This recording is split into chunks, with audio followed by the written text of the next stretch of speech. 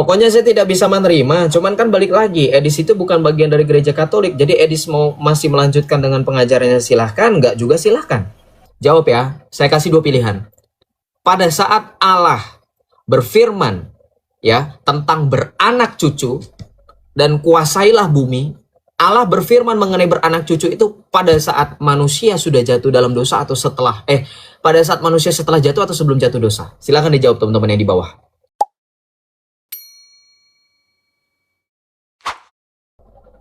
Dia apa ya? Ya, kita lanjut ya. Iya, biasanya dari oknum-oknum pendetanya. Kalau dari teman-teman sesama umat sih enggak sih. Sejauh ini di room saya, kecuali yang kayak gitu tadi, si Yusuf itu. Oke, kita lanjut ya. Shalom, buronan Israel. Namamu serem banget, bro. Shalom, shalom. Kristen atau Islam, bro? Katolik. Oh, Kristen Katolik. Iya. Iya. Double sih. Kamu lagi record ya? Kenapa? Kamu lagi record ya? Iya, lagi record. Suara sih double. Iya, lagi record nih. Jadi mau disimpan. Lah. Oh, ya udahlah, silakan. Saya Nanya-nanya aja biar suaranya nggak mantul. Saya kesini tujuannya ada dua. Yang pertama itu untuk mengkonfirmasi sesuatu, dan yang kedua untuk menanyakan sesuatu. Kita mulai dari yang mengkonfirmasi sesuatu ya. Saya ingin mengkonfirmasi. Boleh buka kamera dulu nggak, bro? Oh, boleh. Tapi agak gelap, nggak apa-apa ya? Nggak apa-apa, tapi jangan sambil begini. Kena band nanti. Oh ya. Kena band. Ya, lanjut. Yang pertama mengkonfirmasi dulu ya. Saya ingin mengkonfirmasi kepada Anda karena menurut saya Anda literasinya adalah cukup ada literasi untuk keranah ini gitu.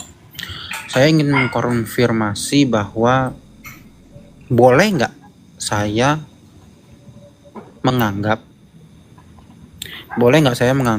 kalau Bro, sorry, kamu saya turunkan karena ada notifikasi TikTok kamu ke report. Coba request lagi ya, naik lagi. Tadi ke itu ada kena kan, benar. Jadi pas naik teman-teman usahakan jangan begini ya. Saya menghargai teman-teman mau begini kayak mau apa kayak terserah, asal jangan sambil ini ya, pakai toa ya. Ya, request lagi, bro. Soalnya tadi begitu naik kayak gini ke detect ya. Nah, silakan lanjut. Salam teman-teman yang baru bergabung. Oke, lanjut ya. Saya ingin mengkonfirmasi bahwa boleh nggak kalau misalkan saya menganggap konsep Tritunggal ini seperti ini ya. Saya punya pendapat bahwa konsep Tritunggal itu seperti ini.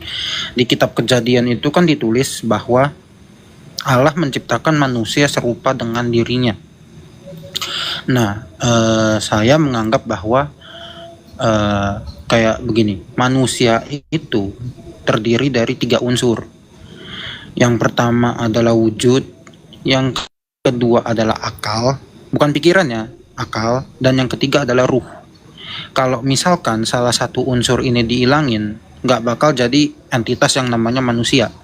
Kayak misalkan wujud kalau dihilangin, cuman ada akal sama ruh, itu jadinya jin atau hal-hal gaib, nggak bakal jadi manusia yang sekarang.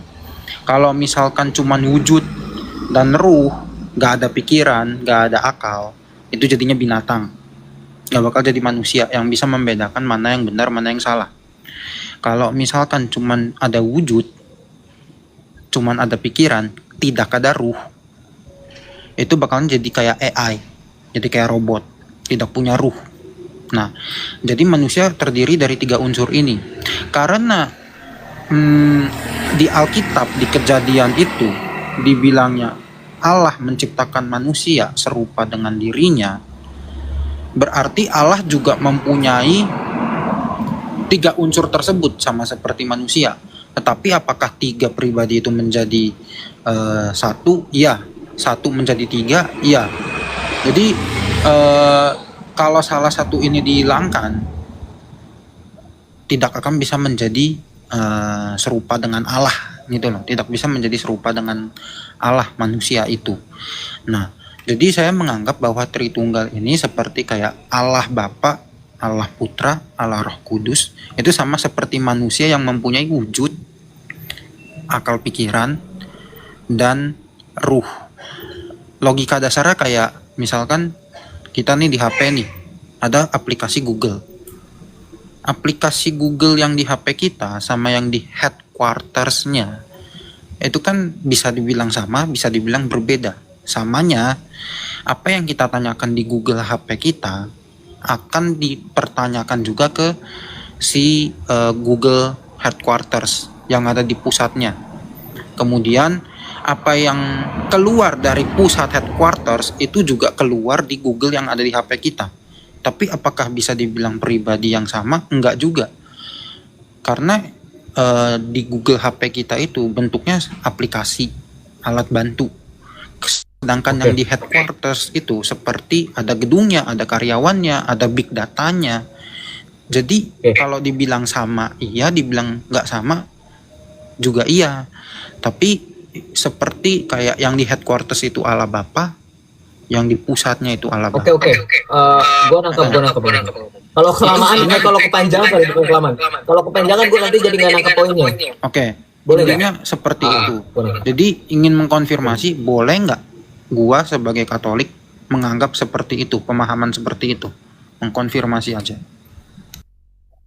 Oke, seperti gini, kita harus konfirmasi dulu ya. Ada Om Eklesia tuh, ada Dokter Gereja di bawah. Oke, kita harus konfirmasi dulu teman-teman. Alkitab sendiri memperbolehkan analogi. Contoh dalam Matius 13 ayat 31, Yesus memperumpamakan kerajaan Allah sebagai biji sesawi. Betul nggak teman-teman? Sebenarnya nggak ada yang salah dengan analogi, sebenarnya nggak ada yang salah. Cuman yang menjadi kesalahan adalah ketika orang berpikir bahwa analogi itu sesempurna itu untuk memahami Allah. Paham nggak? Karena begini, orang Kristen yang sejati tidak akan pernah mampu memahami Allah secara sempurna. Karena kesempurnaan ya milik Allah. Kalau kita memahami Allah secara sempurna, maka kita setara dengan Allah. Itu nanti akan berbenturan. Nah jadi begini, analogi itu sebagai alat bantu. Ya tadi gue udah kasih mention ayatnya, Matius 13 ayat 31, kerajaan Allah diperumpamakan sebagai biji sesawi. Itu kan berkaitan tentang sesuatu yang bersifat ilahi. Kalau kata salah satu salah satu idolanya TikTok itu katanya hal-hal kosmis katanya. Ya, itu analogi. Oke, kita lanjut. Nah, tadi sebenarnya di awal bro udah bagus. Gue udah tahu, gue kira lu udah tahu lah, atau mungkin kebetulan aja, coincidence aja. Tapi gue anggap ini coincidence ya. Jadi gini. Tadi bro kan sempat menekankan ada pakai unsur di dalam kitab Kejadian ya bro ya. Ketika Allah berfirman, teman-teman bantu tap-tap layar ya. Ini ada, sorry bentar ya, jeda dulu, iklan dulu. Ini sebagian ada yang nge-lag katanya, loading dari tadi. Saya nggak tahu ya ini bentuk apa. Makanya saya minta tap-tap layar supaya mungkin algoritmanya kebaca. Soalnya kasihan dari tadi memang ada beberapa akun yang mereka komentar udah keluar masuk tetap loading katanya. Saya nggak tahu tuh. Ya, jadi mungkin diupdate dulu kali ya. Oke, saya lanjut ya. Oke, jadi begini. Tadi bro sempat pakai analogi 3 unsur ya tadi. Ada 3 unsur kurang lebih. Nah begini, uniknya 3 unsur ini juga pernah digunakan oleh Santo Agustinus dari Hippo. Yang dimana beliau itu menekankan bahwa dia Santo Agustinus dari Hippo itu menekankan analogi Tritunggal itu dibagi menjadi pikiran manusia. Ya, yaitu ada memoria, intelektia sama voluntas. Ya, memoria itu ingatan, intelektia itu adalah pengertian, dan voluntas adalah kehendak. Ini sebenarnya gue pikir ada kesamaan lah ya, walaupun kamu menekankannya dalam bentuk jiwa. Tapi ini maksudnya hanya sebatas analogi. Yang tadi saya sudah disclaimer teman-teman, analogi tidak sesempurna itu untuk memahami Allah yang jauh daripada kesempurnaan analogi yang kita buat. Jadi analogi itu hanya membantu, memahami. Bukan membantu dalam artian kita sesempurna itu memahami Allah, tidak. Karena akal logika manusia terbatas, paham nggak teman-teman? Nah itu dulu yang harus kita tahu. Nah sama seperti contoh kalau teman-teman juga baca, ada salah seorang tokoh gereja Kristen, orang Katolik ya sejati yang bernama Santo Patrick, ya daerahnya di Irlandia. Yang kalau teman-teman tahu Saint Patrick Day itu yang warna hijau semuanya. Ada bunga daun shamrock yang ada itu loh, yang ada 3 itu kayak salib itu. Nah dia juga pakai itu. Ya, Saint Patrick menggunakan analogi daun itu ya, ada daun dalam ada 3 daun dalam 1 batang. Nah itu analogi, tapi bukan berarti itu pemahaman yang sempurna, itu Allah seperti itu, enggak. Itu analogi untuk membantu kita ya. Tapi perhatikan, makanya ini lagi, analogi itu selalu terbatas bro. Makanya gereja menekankan apa? Bahwa Allah itu sempurna, sedangkan manusia itu jauh dari kesempurnaan yang satu dengan Allah, gitu. Nah, maka ketika kita menganalogikan sesuatu itu tidak betul-betul Allah itu seperti itu. Banyak bro analogi-analogi, kayak contoh teman-teman tahu air. Katanya Allah Tritunggal itu kayak air. Air itu bisa jadi es, bisa jadi air, bisa jadi uap. Nah, ini kan modalisme jatuhnya atau oneness. Satu pribadi mempunyai tiga sifat. Nah, ini nggak dibenarkan pula, ya. Kemudian ada yang menganalogikan juga, mungkin teman-teman ada yang tahu matahari. Ada yang pernah menganalogikan atau mungkin pernah mendengar ada seseorang yang menganalogikan Allah Tritunggal kayak matahari. Matahari ada cahayanya, ada panasnya, dan ada matahari. Iya, betul, tapi tidak setara. Cahaya dan sinar matahari, cahaya dan panas matahari itu tidak setara dengan matahari itu sendiri, sumbernya, pancarannya. Tidak setara. Nah, itu tidak sempurna itu kan analogi itu. Kemudian ada telur, ya. Telur itu ada kulitnya, ada putih telurnya, ada kuningnya. Ini jatuh kepada parsialisme atau pembagian. Allah terbagi-bagi. Nah, itu sebenarnya tadi yang ada di mention analogi kamu. Jadi ada 3 bagian. Allah itu tidak terdiri dari 3 bagian, teman-teman. Ya. Allah itu tidak terdiri dari 3 pribadian. 3 bagian. Ya, jadi analogi-analogi itu sebenarnya membantu, bukan berarti itu betul-betul Allah seperti itu, nggak membantu.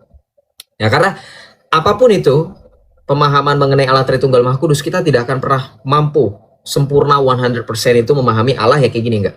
Itu makanya dikatakan misteri Allah Tritunggal, karena itu bagian dari misteri kita. Sama dengan misteri keselamatan, sama dengan misteri inkarnasi, dan seterusnya, ya kan? Walaupun secara iman kita memahami bahwa Yesus itu lahir dari anak darah atau dari perawan Maria yang tetap perawan sesaat sebelum sesaat dan setelah melahirkan, tapi secara logika kan nggak bisa. Betul nggak teman-teman? Itu bagian dari misteri. Itu contoh, ya. Nah, paham dulu itu. Seperti itu bro, kurang lebih. Silakan. Ada yang mau ditanggapi, silakan. Jadi sah-sah saja sebenarnya analogi, tapi jangan kemudian disimpulkan itu Allah. Oke. Ya, cukup menjawab sih, cukup menjawab. Kita langsung poin kedua ya, menanyakan sesuatu. Gini, waktu awal di kitab Kejadian itu, Adam itu kan diusir dari Taman Eden karena melanggar perintah Allah. Kenapa setelah sekian ratusan ribuan bahkan ribuan tahun baru diturunkan yang namanya Yesus untuk menebus dosa manusia? Kenapa nggak dari zaman Adam diturunin ke dunia, begitu udah turun ke dunia ya turun aja langsung Yesus gitu untuk mengampuni dosa Adam gitu? Kenapa nggak langsung diturunin aja? Kenapa mesti nunggu ribuan tahun? Gimana? Kayak gini. Sorry. Di kitab Kejadian itu kan Adam itu diusir dari Taman Eden karena melakukan dosa, melanggar perintah Allah. Nah, terus setelah Nabi Adam diturunkan dari Taman Eden, kemudian ribuan tahun kemudian baru turunlah Yesus. Tujuannya Yesus ini kan untuk bentuk sebuah kabar gembira untuk ngasih tahu ke umat manusia, ini loh jalan yang benar gitu. Nah, pertanyaannya adalah kenapa mesti nunggu sampai ribuan tahun dulu setelah Adam diturunkan baru turun Yesus? Kenapa nggak pada saat Adam diusir dari Taman Eden turun ke dunia, habis itu langsung turun penebusan itu? Kenapa nggak langsung turun aja si Yesusnya itu pada awal-awal Nabi Adam itu, biar langsung diampuni gitu? Oke. Sip, thank you pertanyaannya. Gue jawab ya. Oke, sebenarnya kalau lagi tanya jawab dengan Islam dan Kristen yang lagi santai gini, mungkin saya ke depan akan butuh satu orang untuk bacain Alkitab ya, kayak roomnya Romo Cafe mungkin ya. Ini biar efisien aja, biar enak aja. Ya, biar sambil nampilin ayatnya atau membacakan ayatnya. Tapi nggak apa-apa, untuk sekarang nggak apa-apa. Saya bacakan dulu. Kita buka dalam Galatia 4 ayat 4 ya, salah satu ayatnya mungkin ya. Kita buka Galatia 4 ayat 4. Namun setelah genap waktunya, Allah mengutus anaknya yang lahir dari seorang perempuan dan takluk kepada hukum Taurat. Nah, perhatikan. Di situ ada kata-kata bro, namun setelah genap waktunya. Ada kata-kata genap waktunya. Setelah genap waktunya. Artinya apa teman-teman?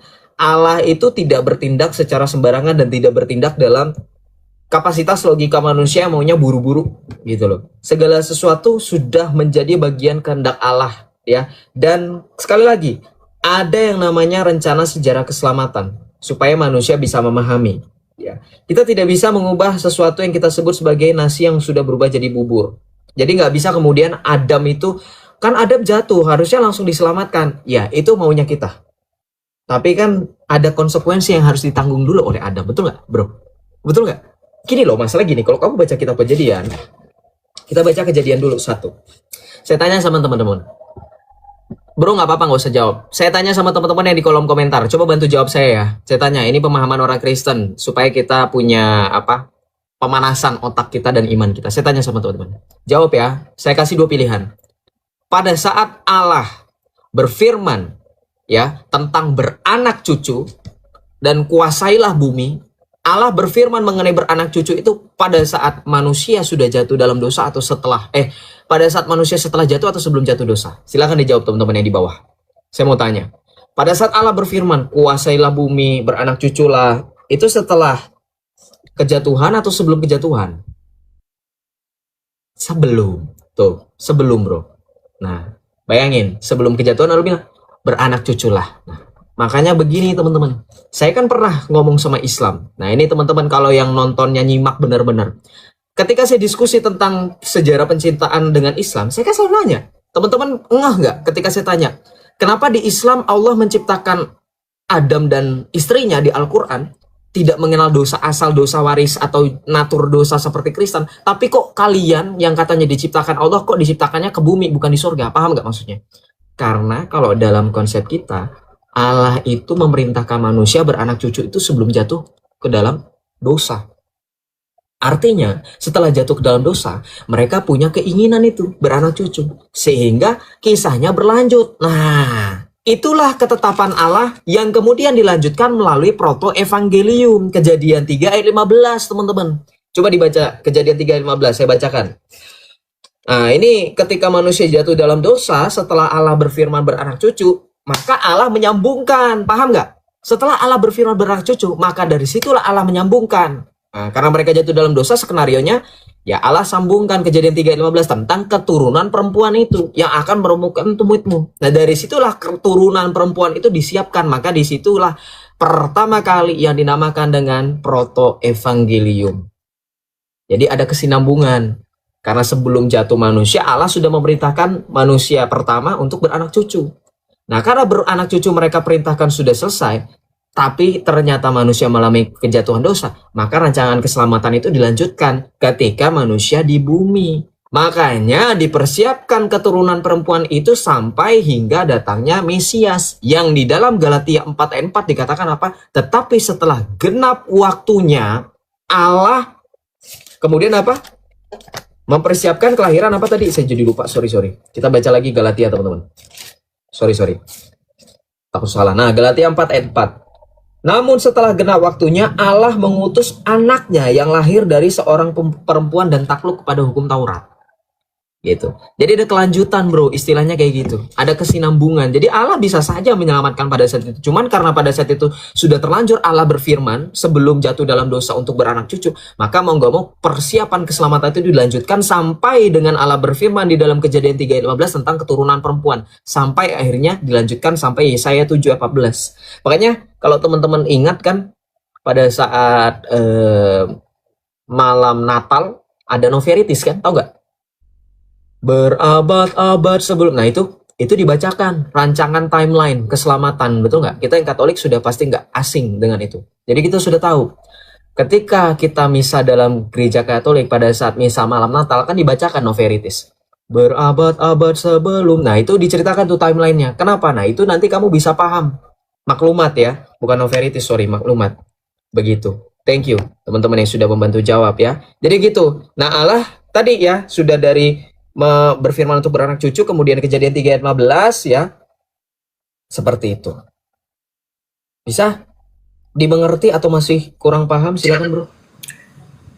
Itu Galatia berapa, bro? Galatia 4 ayat 4. Galatia. Ya, Galatia 4 ayat 4. Nanti boleh juga tuh buka Galatia 3 ayat 24.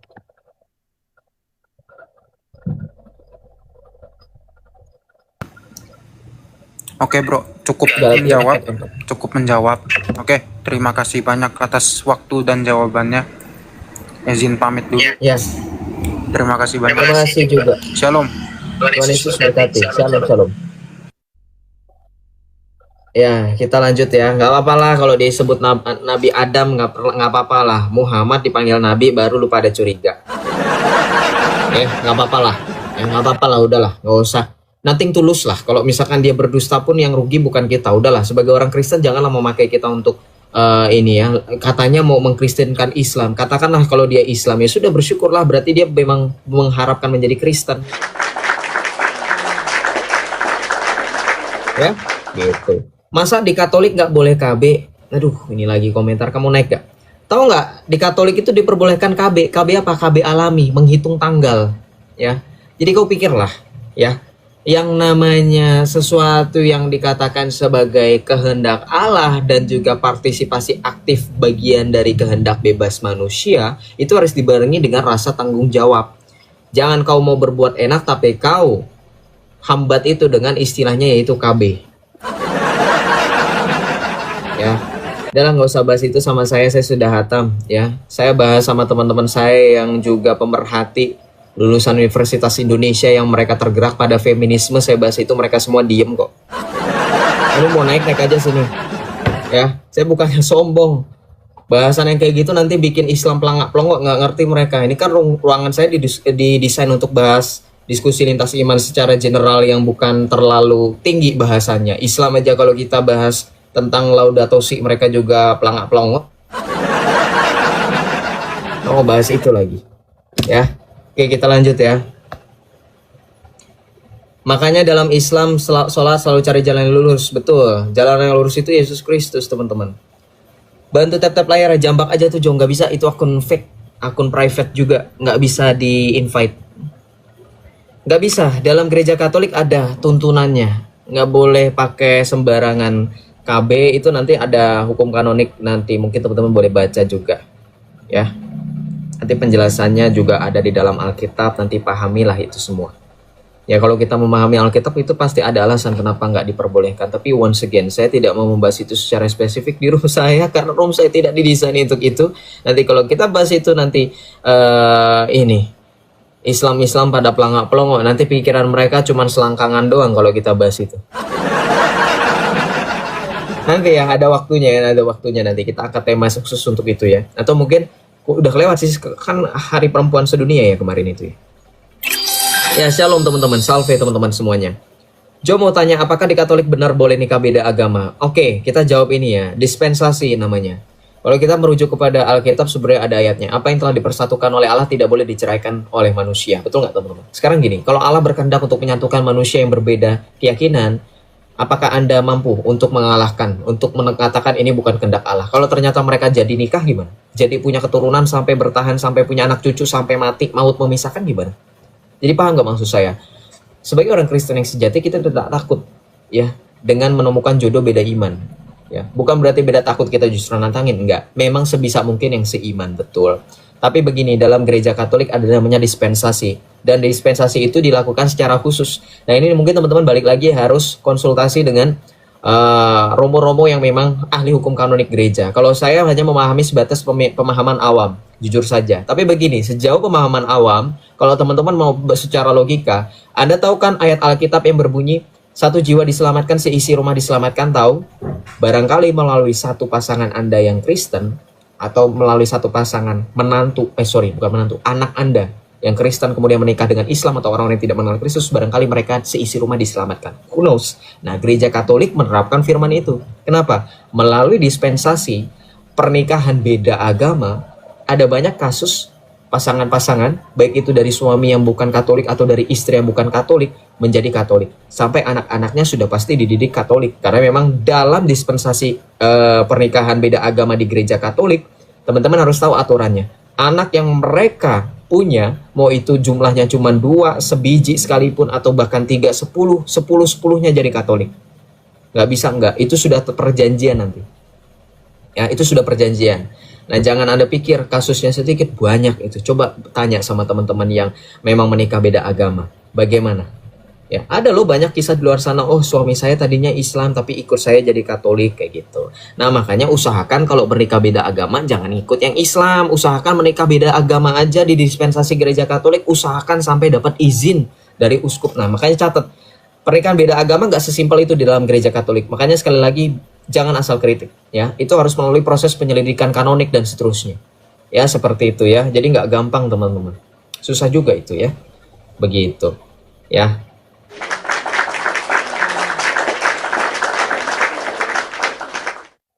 Ya, seperti itu.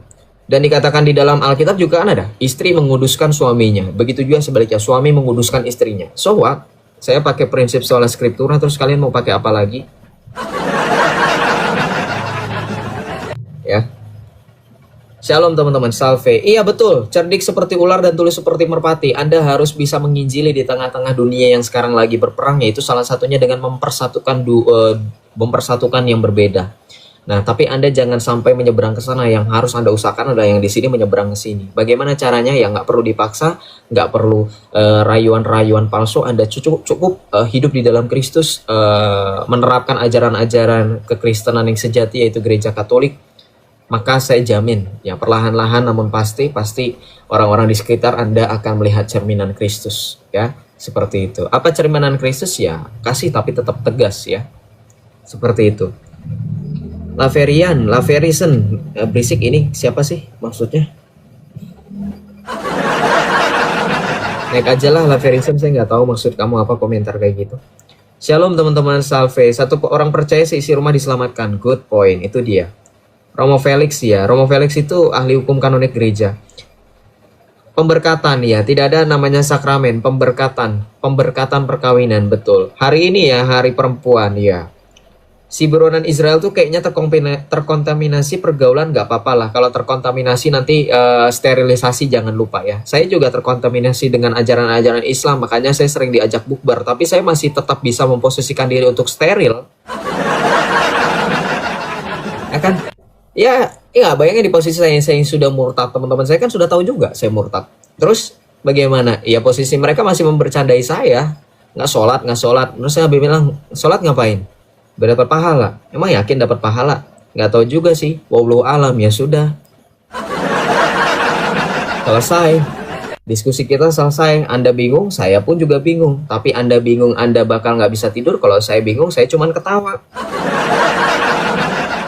Ya, iya dong. Emang dapat pahala? Belum tentu. Emang menurut lu sholat segampang itu Islam naik? Nah inilah pancingannya bagus nih saya kan. Kenapa saya bilang pancingannya bagus? Iya, sekarang saya tanya sama teman-teman Islam, ada yang nonton di sini. Udah pasti dapat pahala. Lu yakin sholat lu diterima sama Allah? Udah ngecek belum? Kapan terakhir kali lu tidak minum alkohol? Karena Islam ini banyak yang munafik ya. Mereka juga minum alkohol walaupun cuma satu ini ya. Berapa lama tuh sholat yang gak diterima? Itu dulu satu. Mengenai kesucian, udah yakin belum diri lu suci? Kapan terakhir kali lu mandi hadas besar? Orang sesusah itu kok udah yakin diterima ya. Syarat sah sholat dan membatalkan sholat itu agak ribet loh. Makanya saya bingung kalau ada orang Islam yang bilang mereka sudah pasti masuk surga hanya dengan modal sholat ya. Nanti kita bahas itu ya, teman-teman setuju gak? Kita bahas itu nanti. Coba kita tunggu Islam, ada yang berani gak? Saya pastikan Islam yang awam akan gitu nanti. Halo Bang. Shalom, Jeffrey Sembiring. Ya, salve bro.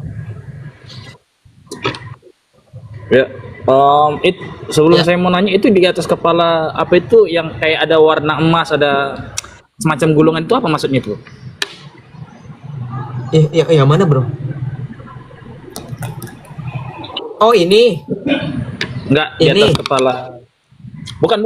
Ini? Bukan, yang ada gambar gulungan, yaitu di atas kepala ada bulatan gitu, emas gitu, warna emas gitu. Oh itu gambar kekudusan, gambar Hello. Tradisi kekristenan menggambarkan kesucian, ini menggambarkan sinar, makanya digambarkan Hello kayak gini. Ini bagian dari tradisi sebenarnya, menyimbolkan kekudusan, kan menyimbolkan kekhususan. Pantokraton ya?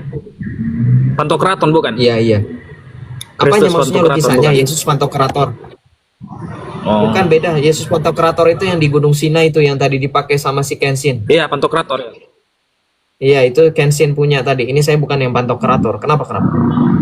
Oh, iya iya. Apa tuh? Saya ini mau nanya, bagaimana dengan sama ini kemarin itu Hah? kan kalian kan berdebat kemarin, bukan berdebat sih, tapi Hah? diskusi ya, diskusi sama Bang Edis Apa gitu, suaramu Bang Edis mendem apa? sama Bang Edis TV. Shh. Hah? Oh iya iya. Sama Edis TV kenapa Edis kenapa? TV. Kenapa kenapa? Diskusi mengenai Yesus punya Tuhan apa segala macam gitu. Sebenarnya kalau diskusi mengenai Yesus punya Tuhan itu secara spesifik bukan sama saya. Saya sama Edis itu bahas tentang pentingnya Tritunggal, pentingnya ajaran gereja. Iya. Jadi kita bahas duinatur kayak gitu-gitu. Ya, kurang lebih seperti itu. Kalau yang kamu tanya dan kamu maksudkan itu saya bisa simpulkan. Beliau termasuk orang yang keras kepala, nggak mau terima masukan, pengarahan. Bahwa penginjilan Iya. tidak bisa disederhanakan. Nah, apa yang mau kamu spesifikkan yang kamu tanya? Apa gimana ya, saya pun juga bingung juga dengan Edis gitu. Kenapa dia 13 tahun mempelajari Anda tahulah gitu, saya nggak mau sebutkan gitu, mungkin Anda tahulah. Kemudian tapi soal kekristenan dia agak gimana lah gitu. Iya, jadi intinya apa? Ya mau saya tanyakan maksudnya ajaran dia begitu bagaimana? Oke, saya jawab ya. Kalau berdasarkan ajaran gereja Katolik tidak sesuai. Tapi kalau teman-teman Protestan ya silahkan. Tapi kita lihat teman-teman Protestan juga tidak semuanya menerima kan. Ada kubu Bu Sofi, ada kubu Pak Justin, kemudian ada kubu juga Ki Ahmad, dan seperti itu. Jadi saya no comment. Karena Edis bukan bagian dari gereja Katolik. Kalau Edis bagian dari gereja Katolik, saya akan paling depan dan teman-teman lainnya juga saya rasa akan paling depan. Kita akan baku naik paling depan untuk suruh diam si Edis. Tapi kan Edis bukan bagian dari gereja Katolik, so it's not our problem. Oh, oke. Kalau saya It's sih not our problem, betul nggak? Simpelnya Iya, kayak gitu, it's not our problem. Yang jadi problem adalah teman-teman Protestan. Dan teman-teman Protestan juga bukan berarti saya kemudian menyalahkan. Enggak, ini kan sebagai bagian dari kejujuran kita. Teman-teman lihat, terbagi-bagi menjadi kubu-kubunya. Kalau kita yang Katolik sebenarnya, kalaupun ada yang suka nonton Edis, bukan berarti Edis itu dijadikan sejajar dengan para katekis dan para romo kan. Kebanyakan teman-teman Katolik yang menonton Edis karena Edis suka diskusi sama Islam, sudah sebatas itu toh. Gitu loh, paham nggak? ya. Oke, Nah, oke, seperti oke. itu. Karena saya juga kadang suka nonton Oke lah, Edis kok. kurang lebih Kadang saya juga suka nonton Mikana. Mikana aja saya tonton. Kalau lawan Islam bukan berarti saya menerima Mikana. Kadang lucu aja gitu loh. Hiburan gitu, Oneness bro. ya. Oneness ya. Nah, silakan Oneness. apalagi. Udah itu aja sih, saya sebenarnya itu aja. Sebenarnya saya mau Ya. tanya banyak, cuman nanti aja lah. Saya simpan dulu gitu. Nanti mau bertanya Oke. sama Bang Yosef gitu. That's it. Oke. Shalom, salve. Terima kasih. Shalom, salve bro, Jeffrey. Pokoknya saya tidak bisa menerima, cuman kan balik lagi, Edis itu bukan bagian dari gereja Katolik, jadi Edis masih melanjutkan dengan pengajarannya silahkan, nggak juga silahkan. Betul nggak teman-teman? Ya, yang penting kita, ya sudahlah gitu kan, hidup hanya sekali. Edis membicarakan seperti itu, ya sudah. Yang mau dengar silahkan, enggak juga bagus lah gitu kan, ibaratnya kayak gitu ya. Jadi saya nggak mau ribut, kecuali tadi kasusnya kalau Edis Katolik baru. Karena Edis bukan Katolik, saya no comment. Itu yang komen teman-teman Protestan, makanya saya nonton aja. Ada Bu Sofi, ada Pak Justin, ada Mata Pisau, ada si ini si itu seono adalah ya. Kami yang Katolik cukup diam dan menyimak gitu, dan mendoakan supaya teman-teman yang Protestan tidak bergaduh lagi dan kembali menjadi satu semula seperti kami yang satu ini dalam artian kredo kita, syahadat kita, pengakuan iman rasul kita ya. Aku percayakan gereja yang satu, kudus, katolik, dan apostolik. Sudah itu saja. Ya.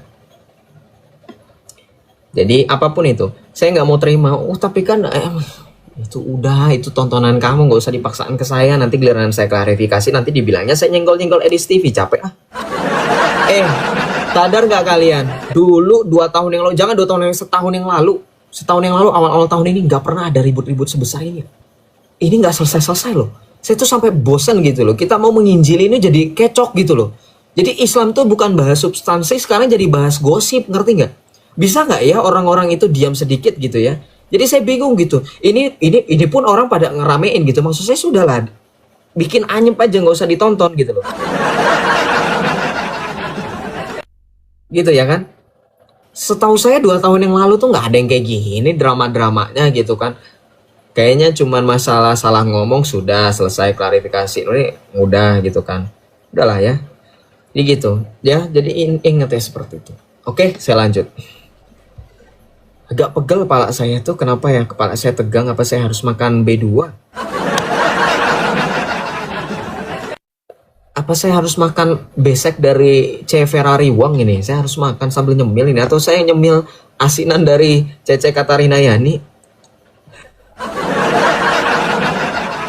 Oke, kita lanjut ya. Teman-teman bantu tap-tap layar ya. Shalom yang baru bergabung. Yang belum absen dulu dong guys. Nanti kita bahas Islam ya.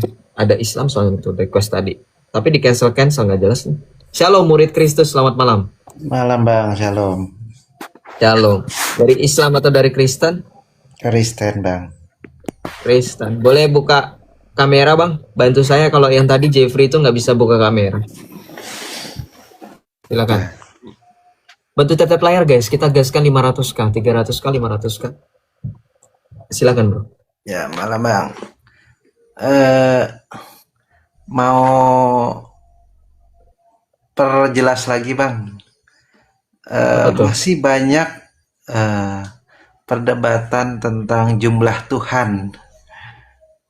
Menurut Bang Joseph, Tuhan tuh ada berapa Bang?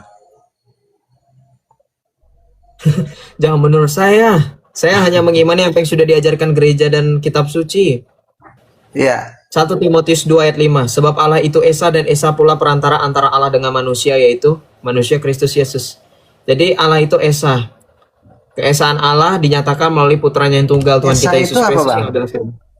Esa itu artinya kesatuan dalam kejamakan. Bukan berarti Esa nominalistik satu mutlak, enggak. Esa itu dalam bahasa Ibraninya Echad. Dalam pemakaian kata Echad bahasa Ibrani itu juga digunakan dalam kitab Kejadian. Ketika ada firman yang berbunyi, oleh sebab itu laki-laki akan meninggalkan ibunya dan akan menjadi satu dengan istrinya. Satu itu digunakan kata Echad. Sama seperti ketika baca firman dalam kitab Ulangan. Shema Yisrael Adonai Elohinu Adonai Echad. Jadi Echad bukan berarti satu mutlak yang tidak bisa dijelaskan. Ya, jadi bentuk kesatuan. Kalau Eka, Kenapa jadi bahas-bahas itu? Coba secara spesifik apa yang mau kamu diskusikan? enggak, Kenapa saya kamu buka KBBI. Di KBBI beda lagi Bang. Apanya tuh yang beda? Esa di situ artinya satu tunggal. Oh, kamu dari gereja mana kalau saya boleh tahu? Enggak, saya membanding KBBI dengan Saya tahu, ya nanti kita itu bahas itu. Saya mau tanya dulu, kamu kan Kristen dari gereja mana kalau saya boleh tahu sebelumnya? Ya, tadi saya tanya dari gereja. Oh ya, saya belum lama tadinya saya Hindu Bang. Kemudian saya mempelajari Kristen. Saya tertarik mau masuk Kristen, tapi masih bingung pilih denomnya karena ada puluhan ribu kan. Jadi mencoba masuk dulu satu persatu, kali ada yang cocok gitu. Oh, nggak bisa kayak gitu cocok-cocokan. Kekristenan hanya ada satu, itu gereja Katolik. Dari gereja Katolik lah kemudian ada Ortodoks dan Protestan. Nggak bisa cocok-cocokan kayak gitu. Ajaran kan saya tadi sudah bilang di awal, kamu sudah nonton belum? Pas saya ngomong, iman itu bukan seperti prasmanan. Kamu ambil yang merasa kamu cocok, kamu buang, kamu nggak pakai, kamu nggak ambil ketika kamu nggak cocok. Nggak bisa kayak gitu. Jadi dalam iman kekristenan harus sudah pasti. Kan tadi sudah saya jelaskan melalui siapa tadi? Bro Cian ya. Tentang ajaran-ajaran sehat. Itu sudah dari sananya sudah di setting seperti itu ya, kita hanya mewarisi, kita hanya menerima. Nggak bisa kita otak-atik lagi. Nggak bisa kita, kabelnya misalkan udah benar nih, merah ke merah, kuning ke kuning, hijau ke hijau. Nggak bisa kamu otak-atik, coba saya sambungin merah ke kuning, nggak bisa. Meleduk yang ada nanti. Nah itu ajaran kekristenan, itu sudah settle, paham nggak? Jadi kalau kamu meragukan apa yang sudah menjadi ajaran kekristenan, contoh konsep ketuhanan, keselamatan, ya apapun itu nanti jadi aneh. Nah, sama seperti konsep ketuhanan, kalau kamu merujuk kepada bahasa-bahasa seperti KBBI yang kamu katakan, sebenarnya duluan mana? KBBI atau pemahaman kekristenan? KBBI itu tahun berapa? Kekristenan itu tahun berapa? KBBI konteksnya meluas atau sempit? Nah, itu yang harus kamu tahu dulu. Ya, jadi KBBI itu hanya memudahkan, dan ini konsep linguistik itu tidak sama dalam semua negara, itu beda culture, beda penggunaan, betul nggak teman-teman? Apa alasan paling kuat saya harus pilih Katolik, Bang? Coba buat saya yakin, Bang. Apa? Apa alasan yang paling kuat kenapa harus pilih Katolik? Coba yakinkan saya gitu. Pertanyaannya dibalik, apa alasan yang paling kuat kenapa saya tidak bisa memilih Katolik gitu loh. Tapi bukannya menurut KV2 semua Kristen itu adalah saudara seiman dalam Kristus ya? Betul. Bahkan orang-orang yang tidak mengenal Kristus pun kita bilang saudara. Saya bisa bilang kamu saudara. Apakah saudara sudah pasti kita satu rumah? Kan enggak. Apakah Enggak. semua Betul nggak teman-teman? Saudara jauh rumahnya bisa jadi di Tangerang, bisa jadi. Saudara kandung sekalipun bisa jadi nggak satu rumah karena bisa jadi udah pisah, punya kalau rumah sendiri. Paham KGK nggak? 841 maksudnya apa Saudara itu, itu Bang? belum pasti menerima keselamatan. Kalau Coba maksud dibacakan aja, dari kita bahas itu. Saya sudah tahu mau KGK ngomong apa. 841 itu kan dijelaskan keselamatan Dibaca. apa? Juga melingkup seluruh agama kan? Salah. Salah. KGK 841 nggak kayak gitu bunyinya.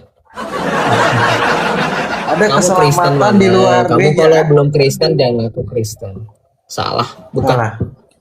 KGK 841 bunyinya kayak gitu. Beneran. Saya berani iris kuping saya, nggak ada kayak gitu. Berani nggak kamu taruhan juga sama kayak saya? Iris kuping kita. Siapa yang benar, Bukan. siapa yang salah? Berani Yang nggak? saya ingat Nggak berani, keselamatan juga mencakup yang di luar gereja kan? Salah. Ya udah jelasin dah, jelasin. KGK 841 kan? KGK 841 kan? Iya. Isinya bukan kayak gitu, salah. Gimana? Islam dan Kristen menyembah Ya, Bang. Tuhan yang sama, ya. Kurang lebih seperti itu oke lah, kurang lebih seperti itu. Terus Nah, berarti intinya kalau apa di Tuhannya situ? sama, apalagi yang mau diperdebatkan? Oke, pertama yang saya akan bahas satu poin, yang menyatakan Kristen dan Islam Tuhannya siapa? Yang menyatakan Kristen dan Islam Tuhannya sama itu siapa? Dari pihak Kristen atau Islam? Dari yang kamu baca dari KGK 841. Nggak tahu. Saya bukakan aja deh. Nggak tahu. Oke, saya bukakan ya. Kita bahas itu dulu aja. Yang menyatakan siapa? Kita buka ya teman-teman ya. Nggak apa-apa. Ada orang belajar Katolik nggak apa-apa. Justru bagus dong. Ini menjadi media promosi. Nah inilah saya bahas denom ya kayak gini. Jangan salahin saya ya. Nih KGK 841. Silakan dibaca bro. Hubungan gereja dengan umat Islam. Namun rencana keselamatan juga merangkum mereka yang mengakui Sang Pencipta. Di antara mereka terdapat terutama kaum muslimin yang menyatakan, perhatikan di sini kalimatnya, bahwa mereka berpegang pada iman Abraham dan bersama kita bersujud menyembah Allah yang tunggal dan maha rahim yang akan menghakimi manusia pada hari kiamat. Saya tanya sama kamu, yang menyatakan di sini siapa yang menyembah Tuhan yang sama? Berdasarkan kalimat yang mudah dicerna ini. Ada tanda bacanya juga lagi. Siapa yang menyatakan kita menyembah Tuhan yang sama? Tapi saya tanya orang Islam nggak pernah dia ngaku Tuhan Islam dengan Kristen sama. Ya kalau dia tanyanya sama orang Islam yang sekarang ya beda lah bro. Ini kan pada saat masa Konsili Vatikan kedua. Ini kan Nostra Aetate nih ada di sini. BDK NA3. Ini kalau kamu tahu cara baca KGK, maka saya bingung loh sama orang-orang Protestan atau orang-orang Islam yang mau berpolemik dengan katekismus gereja Katolik. Berarti Anda nggak tahu cara bacanya kan? Saya jelasin aja. Ini dibaca, ini referensinya dari Nostra Aetate. Nostra Aetate ini bagian dari Konsili Vatikan kedua. Kenapa bisa merangkum di sini? Ya karena orang Islam ini diundang. Kenapa orang Islam bisa diundang? Karena gereja sudah terbuka. Kenapa gereja bisa terbuka? Karena bagian dari penginjilan. Kenapa bagian penginjilan? Karena Tuhan Yesus mengamanatkan amanat agung, jadilah semua bangsa muridku. Begitu loh.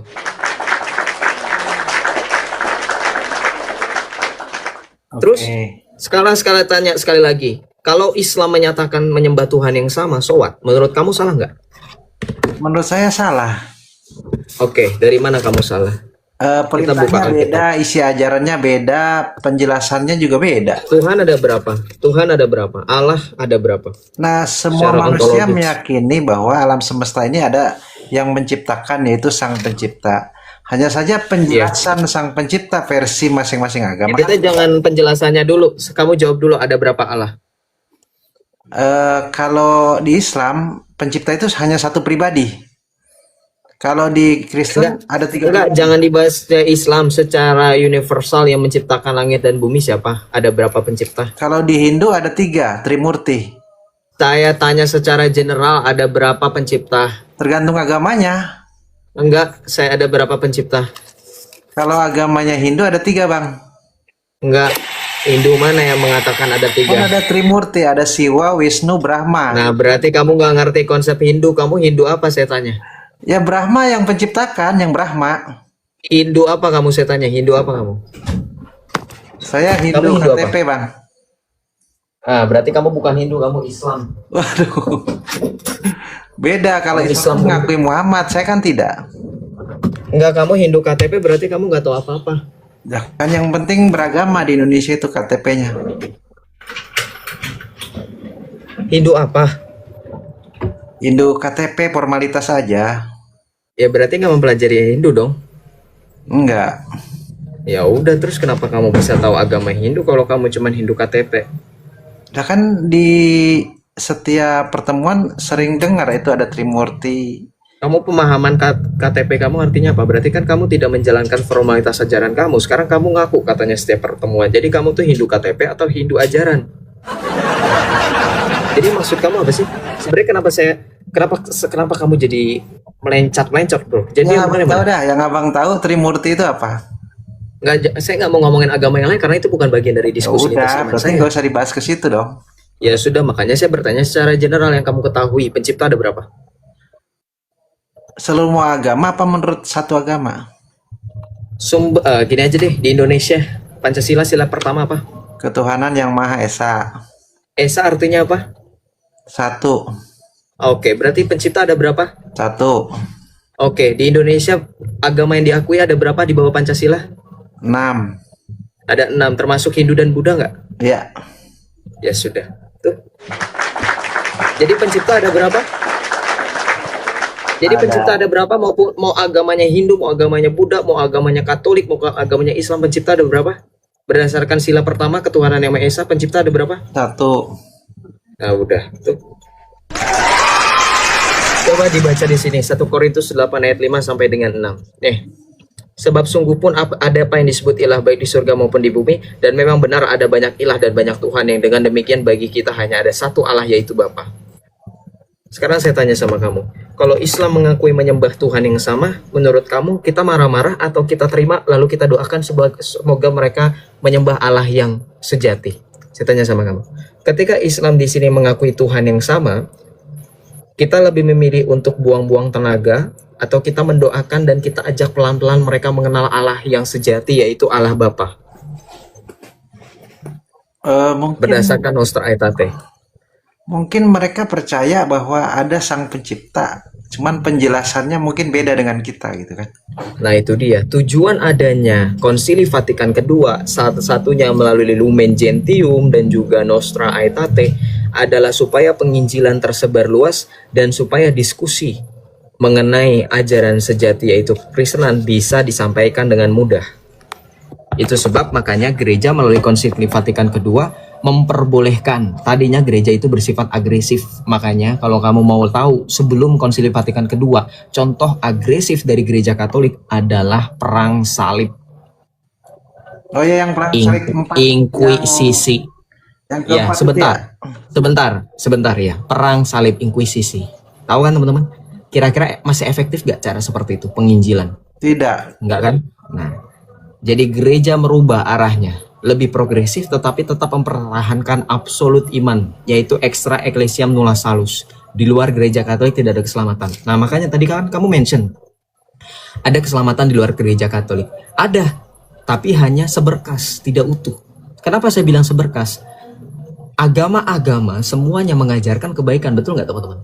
Itu seberkas keselamatan, karena Yesus pun mengajarkan kebaikan. Itu yang dinamakan seberkas. Tapi saya selalu bilang baik belum tentu benar. Maka kebenaran yang sejati hanya dalam gereja Katolik, karena gereja Katolik bukan hanya baik tapi juga benar. Ya, jadi unsur kebaikan untuk syarat salah satunya adalah keselamatan salah satunya selain benar adalah baik. Ini kita samakan dulu persepsinya. Betul nggak teman-teman? Selamat itu sudah pasti baik dan benar. Oke, semua agama mengajarkan kebaikan. Sudah pasti benar belum? Belum. Berarti mereka bisa dibilang selamat nggak? Bisa, tapi tidak seutuhnya. Bagaimana kalau mau seutuhnya? Berada dalam kesatuan gereja Katolik. Itu saja sudah pasti paham kan kamu? Tapi Kenapa gereja mengatakan ada unsur-unsur keselamatan? Sebentar. Kenapa gereja mengatakan ada unsur-unsur keselamatan? Baca di dalam Lumen Gentium penjelasannya.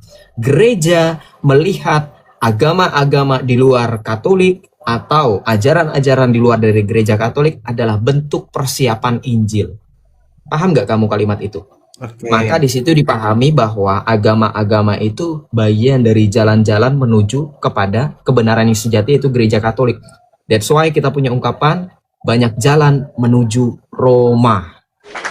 Tapi kok poin tadi sering ditentang oleh golongan Katolik sendiri yang SSPX dan CD Vacantis ya?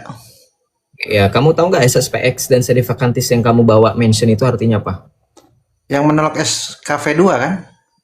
Kata siapa? Kebanyakan diskusi sama F-line ya. Kamu bawa akun itu diskusi sama saya. Nggak bakalan berani. Akun-akun yang mengaku mereka SSPX. SSPX yang sejati mereka yang tunduk dan taat kepada paus dan segala macam konsili, baik itu dogmatis maupun pastoral. Dan tidak mempertanyakan tentang ajaran-ajaran apapun dari gereja Katolik. Itu SSPX sejati. Yang kemarin Kalau menandiskan uskup sendiri itu tanpa izin paus itu kelompok mana? Yaitu masuknya kepada skisma. Sama Oh. ortodoks juga sama. Kalau kamu mau ngomong itu ortodoks, skisma.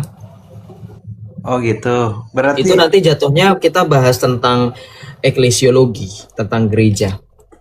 Gereja tentang pemahamannya itu skisma gitu-gitu. Yang kamu mau bawa ke sini tuh apa? Tentang soteriologi atau eklesiologi ya, atau tadi apa? kan yakinkan saya supaya saya yakin milih denom Anda gitu kan. Pertanyaannya kan saya sudah tadi jawab. Pertanyaan kurban, pertanyaan saya. Ada nggak di Basilika Santo Petrus altar selain daripada altar untuk mempersembahkan perayaan Ekaristi yang ditujukan kepada Allah Tritunggal Maha Kudus? Ada nggak? Nggak tahu saya. Kayaknya nggak ya. Nggak tahu. Nggak Kalau ada. waktu Terus Paus Franciscus dari mana kamu bilang ikut penyembahan? ritual penyembahan Pachamama itu apa? Pachamama bukan penyembahan, itu bagian dari inkulturasi dan itu bagian dari persiapan Injil yang saya tadi maksudkan. Nggak usah ngomongin Pachamama. Tuh Bunda Maria bergaya ibu Jawa, menurut kamu bagian dari penyembahan nggak? Karena Bunda Maria dikatakan sebagai, coba kamu tahu nggak lagu-lagu Derek Dewi Maria? Maria dikatakan Dewi loh. Ya nggak Masuk usah akal. kalau itu. Terus Oke, kalau karena dari sudut pandang ortodoks, kamu tahu nggak ortodoks mengatakan Maria apa? Panagia. Kamu nggak tahu nggak Panagia itu apa? nggak Kamu tahu. belum belajar banyak tentang eklesiologi. Nggak tahu. Tahu nggak kamu ortodoks juga menyebut dalam salah satu pujian mereka kepada Theotokos, kepada Bunda Maria. Salah satunya melalui Santos, aduh saya jadi lupa lagi. Dari Gunung Athos juga itu. Agni Partene itu buatan siapa sih teman-teman? Agni Partene itu salah satu bukti Maria itu Immaculata, tahu nggak? Kalau yang Paus Yohanes Paulus kedua mencium Quran itu simbol pengakuan atau apa, Bang? Kenapa? Kalau yang waktu Paus mencium Quran itu simbol apa, Bang? Pengakuan atau apa? Kalau misalkan saya cium misalkan HP saya atau mungkin orang-orang di luar sana ada yang cium figur-figur yang mereka impi-impikan idola mereka, apakah itu artinya mereka secara real mereka sedang mencium menyembah? Enggak. Apakah itu pengakuan bahwa Quran itu wahyu Tuhan Bukan. juga? Itu penghormatan karena pada saat konteks di mana Santo Yohanes Paulus kedua mencium Quran itu di daerah di mana konflik antara kekristenan dan Islam. Paus mau merendahkan dirinya untuk mencium kitab yang diisi yang isinya itu sebagian besar ngambil dari Alkitab. Karena jangan kamu pikir paus-paus atau mungkin romo-romo nggak belajar Islamologi, mereka juga belajar Islamologi. Makanya disimpulkan bahwa mereka adalah persiapan Injil. Begitu, bro. Tapi menurut saya Quran itu bukan firman Tuhan, Bang. Makanya tadi dengar nggak kata saya? Mengambil sebagian besar Alkitab. Saya Nyontek. nggak bilang itu firman Nyontek Tuhan. maksudnya. Memangnya menurut kamu orang Kristen yang sejati nyium-nyium Alkitab ya? Untuk mengakui ini firman Tuhan. Berdasarkan logika kamu, kalau cium itu udah pasti mengakui firman Tuhan. Saya tanya sama teman-teman. Cium ini udah pasti mengakui firman Tuhan? Hanya dicium doang? Enggak kan? Penghormatan dan Firman Tuhan pengakuan, itu betul. enggak ada. Ada tertulis di mana di ayat Alkitab kalau mau mencium itu harus pasti menghormati dan mengakui. Waktu kita mencium bendera kan kita mengakui itu negara kita dan Ya, itu kan menghormati. secara sekuler. Kalau secara iman Nggak tahu, Bang.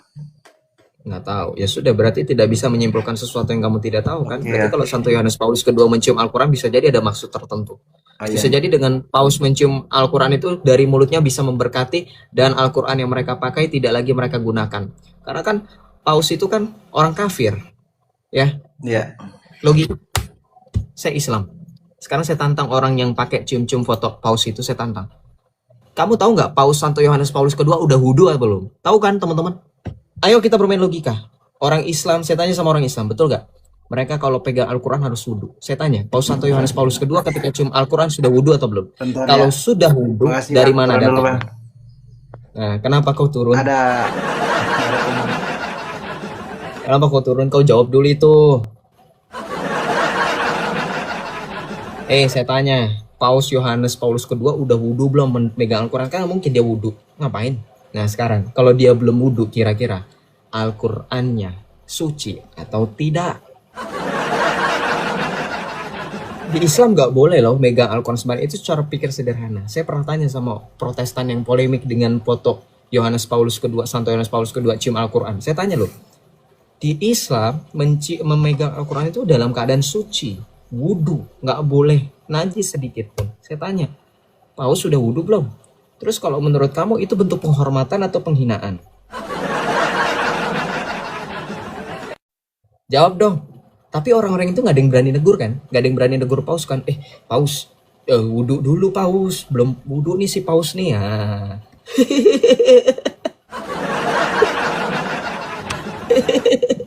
Saya kan dari Islam, jadi saya melihat foto itu sebagai bentuk kalau kita buah si malakama. Ketika Islam menganggap itu bentuk penghormatan, si Paus ini mengakui Al-Quran, tapi di satu sisi mereka juga melihat ini udah wudhu belum ya? Orang ini sentuh-sentuh Al-Quran. Iya, si malakama nggak saya tanya? Si malakama dong, ya nggak? Di satu sisi mereka mungkin nilai, Paus mengakui Al-Quran. Tapi di satu sisi orang Islam yang waras mikir, kritis. Ini Al-Quran disentuh, belum wudhu, kira-kira pantas nggak? Nah itu. Kepikiran nggak nyampe situ? Coba pakai argumen ini, rekam layar saya. Tanya sama Islam, pantas nggak kira-kira? Jadi begini, mencium itu bukan berarti kita menyembah. Ada pendeta yang mencium kaki gubernur KDM, kan bukan berarti sampai segitunya merendahkan diri, bukan? Biarkan saja lah. Ada pendeta-pendeta yang datang ke tembok ratapan, ikut berdoa, mencium tembok. Apa kamu mau bilang mereka juga menyembah? Kan enggak. Tembok ratapan itu bukan lagi kiblat kita, betul nggak teman-teman? Ya, seperti itu. Itu nggak bisa dibilang sinkretisme modernis. Al-Quran itu kamu bilang modernis, baguslah Romo Alamsyah, kamu nggak pernah mau naik di room saya, kamu terlalu takut ya. Kalau kita pakai argumen kamu terima Al-Quran itu termasuk bagian modernisme berarti. Betul nggak Romo Alamsyah? Berarti kalau Al-Quran modernisme, maka Al-Quran adalah bentuk kerusakan-kerusakan yang merusak prinsip-prinsip tradisionalis. Berarti kamu terima dan akui Al-Quran kamu itu merusak. Udahlah, jangan terlalu berpolemik, Alamsyah. Ya, shalom, Romo Alamsyah. Ya, Iya, gara-gara itu. malam. Ya, selamat malam. Dari Islam atau dari Kristen? Dari Islam. Islam. Silakan buka kamera. Wah, nggak bisa buka kamera, rusak kameranya. Bisa lah. Masa kamu di TikTok udah berapa tahun nggak pernah perbaiki HP? Buka aja kameranya, nggak jadi masalah. Bukan rusak kamera kali. Rusak etika dan moral. Sama pendeta Bispro aja kalau mau buka kamera, kalau mau diskusi ayo. Kenapa? Kalau saya mau nanya sini naik, boleh nggak nanya? Ngapain juga open cam? Ya, di mana-mana memang harus open cam di roomnya Joseph. Kamu kan sering nonton live saya, juga udah follow saya udah lama kan, udah tahu dong. Kamu udah follow saya lihat dulu. Udah follow saya selama 661 hari. Follow kok, ini ada follow you for 661 hari. Follow lama. Iya, jadi kamu harus tahu. Open cam ini tujuannya untuk supaya kita tahu kita lagi diskusi sama manusia atau Muhammad gitu loh.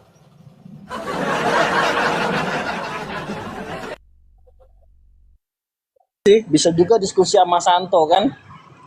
Enggak, Santo Santa itu semuanya terlihat wajahnya. Kalaupun mereka tidak teridentifikasi, tetapi mereka tidak pernah mengklaim sebagai nabi, apalagi sampai-sampai mereka tidak bisa dibuktikan kekudusannya sama seperti Muhammad. Ayo, kamu mau komparasikan Ya, apa? kenapa Kamu bahas Santo dengan kenapa Muhammad. Saya tanya, kenapa kau siapa yang bisa kenapa kau memastikan berdoa Muhammad ke itu masuk Santo? surga? Jawab dulu. Ah, mau lari Kenapa kau dia. berdoa ke Siapa yang bisa Santo? memastikan? Kenapa berdoa ke Santo? Nggak ada yang berdoa ke Santo. Berdoa bersama. Terus lanjut apa Bersama pertanyaannya? gimana? Kalau sakit gigi Terus doanya apa? ada santonya khusus. Kalau mau bangun rumah ada santonya khusus. Mau dalam perjalanan ada Santo santonya sakit gigi khusus. siapa? Kenapa bisa gitu? Santo sakit gigi siapa? Santo sakit gigi siapa? Sebutin namanya. Google aja, di Google banyak itu. Oh, kalau Google aja. Nah, saya Google ya. Saya tanya, Muhammad pakai obat apa sebelum dia ngegilir 11 istrinya? Itu yang saya lebih mau cari tahu. Turun kau. Nggak jelas. Diskusinya suruh saya Google. Udah gitu nggak mau open cam. Ngomongin sesuatu yang kamu nggak tahu. Mending saya bahas. Kalau kamu beneran Islam, saya tanya. Kira-kira di Google ada nggak yang spill obat kuat apa yang dipakai oleh junjunganmu sampai kuat ngegilir 11 istri? Itu yang dicari. Kocak. Ngapain cari? Kayak gini loh, diskusi itu nggak bisa kamu nyuruh saya cari sesuatu yang kamu mendalilkan sendiri. Ya, ada salah satu ungkapannya, actori incumbit probatio, yang mendalilkan, yang membuktikan. Siapa Santo sakit gigi? Mau saya jadi gini, bukan saya nggak tahu, tapi saya pengen tahu ketika kamu membahas sesuatu, kamu sudah tahu belum yang akan kamu bahas? Ini kan bukan bentuk pertanyaan, ini bentuk sok tahuan gitu.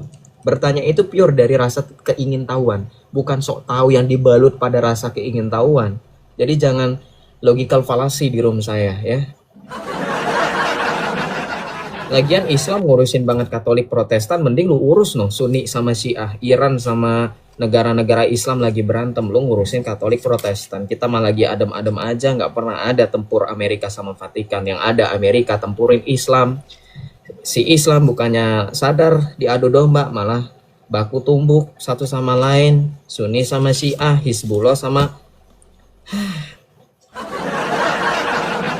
Terima kasih Om Gets. Iya, saya tahu itu dia, makanya kacungnya MTKD. Makanya saya bilang kalau ada orang-orang Protestan yang polemik katanya Katolik kerja sama-sama Islam ya, yang kerja sama-sama Islam yang di TikTok ini kan orang-orang Calvinis modelan MKD dan seperti orang-orang Kristen munafik lainnya yang membongkar-bongkar identitas. Itu kan mereka bekerja sama dengan Islam. Jadi mereka itu ya sudah mengikuti cara Islam, lempar batu sembunyi tangan.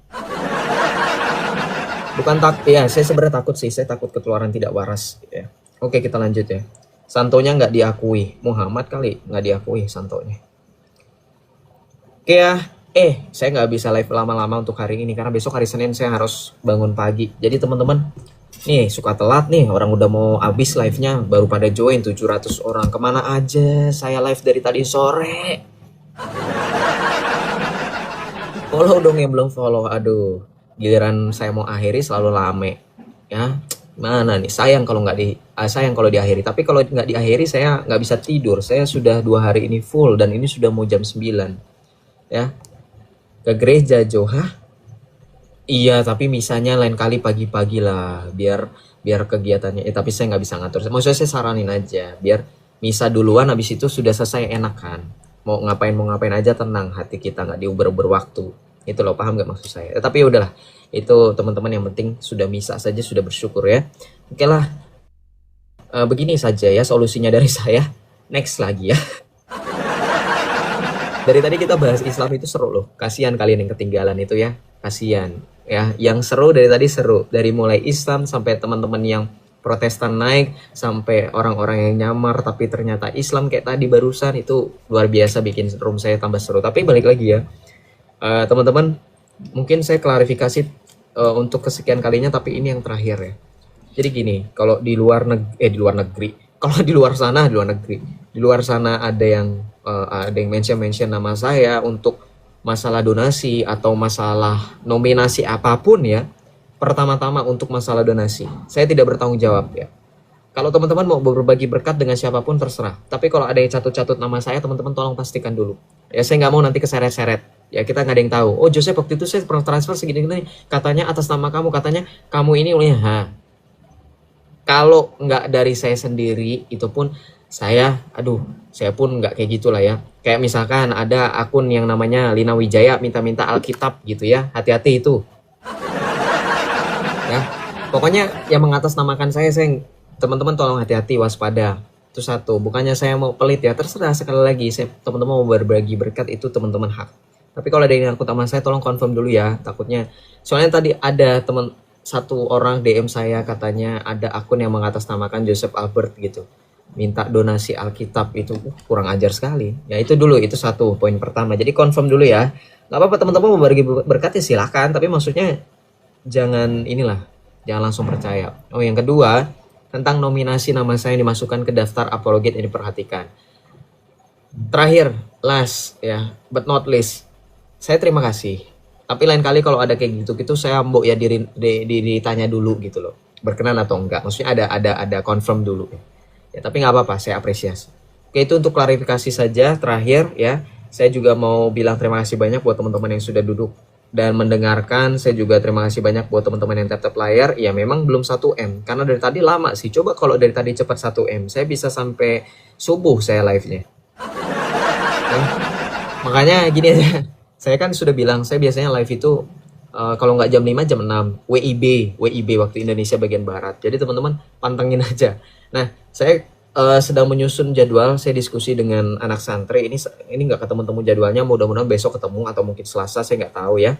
Jadi teman-teman, terima kasih banyak buat yang sudah tap layar, yang sudah memberikan berkat, nge-gift. Terima kasih banyak. Tuhan Yesus memberkati teman-teman semuanya. Sekarang izinkan saya pamit undur diri karena besok saya harus bekerja, besok hari Senin teman-teman. Jadi mohon maaf sekali lagi saya nggak bisa melanjutkan meskipun ini tap layaran langsung cepet nih. Dari tadi lama.